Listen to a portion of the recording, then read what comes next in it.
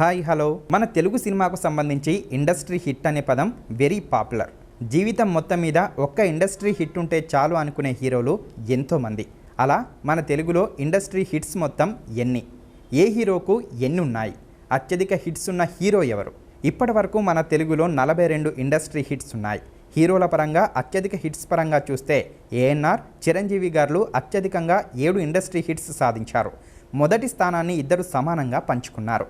బాలరాజు, కీలుగుర్రం, దేవదాసు, రోజులు మారాయి, మాయాబజార్, దసరా బుల్లోడు, ప్రేమాభిషేకం ఏఎన్ఆర్ గారి ఇండస్ట్రీ హిట్స్ కాగా, పసివాడి ప్రాణం, యముడికి మొగుడు, అత్తకు యముడు, అమ్మాయికి మొగుడు, జగదేక వీరుడు, అతిలోక సుందరి, గ్యాంగ్ లీడర్, గరానా మొగుడు, ఇంద్ర ఇవి చిరంజీవి ఇండస్ట్రీ హిట్స్.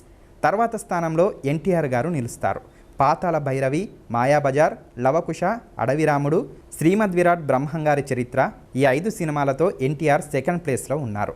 ముద్దుల మావయ్య, సమరసింహారెడ్డి, నరసింహనాయుడు ఈ 3 సినిమాలతో బాలకృష్ణ థర్డ్ ప్లేస్లో ఉండగా, శివ, నిన్నే పెళ్లాడతా మూవీస్తో నాగార్జున, చంటి, కలుసుందాంరా సినిమాలతో వెంకటేష్, బాహుబలి 1, బాహుబలి 2లతో ప్రభాస్, భక్తపోతన, త్యాగయ్య మూవీస్తో చిత్తూరు నాగయ్య రెండేసి ఇండస్ట్రీ హిట్స్ కలిగి ఉన్నారు. అల్లూరి సీతారామరాజుతో కృష్ణ, అత్తారింటికి దారేది మూవీతో పవన్ కళ్యాణ్, పోకిరితో మహేష్, మగధీరతో రామ్ చరణ్, పెదరాయుడుతో మోహన్ బాబు, నువ్వే కావాలితో తరుణ్ ఒక్కో ఇండస్ట్రీ హిట్ సాధించారు.